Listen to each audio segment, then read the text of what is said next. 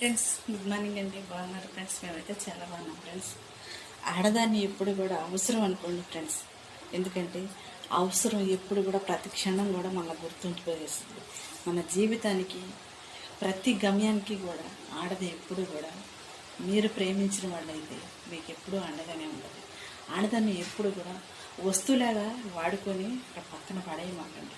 అది ఎప్పుడైనా కానీ తిన్న కంచం కూడా కడుక్కొని భద్రంగా దాచుకుంటే విలువైనదిగా ఉంటుంది. మీ జీవితాల్లోకి వచ్చే మీ ప్రేమ కావచ్చు, మీ బంధం కావచ్చు, మీ భార్య కావచ్చు, అన్ని విధాలుగా మీకు సహకరించే ఆడవాళ్ళు ఎప్పుడూ కూడా ఫ్రెండ్స్ నమ్మించి మోసం చేయమాకండి. వాడుకొని వస్తువులాగా విసిరి పడేయమాకండి. అవసరం తీరిపోవచ్చు, ఆకలి తీరిపోవచ్చు, ఆనంద కోరికలు అనేది ఆగిపోవు. ఎందుకంటే ఒక ఆడదాన్ని విసిరి పాడేసిన వాడు ఎంతమందినైనా ఏర్పడేయగలరు.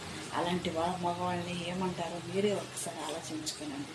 మగవాళ్ళని అనాలి ఏమన్నా మాకేమన్నా ఇది కాదు ఫ్రెండ్స్. మోసం చేసే ఆడవాళ్ళు ఉంటారు.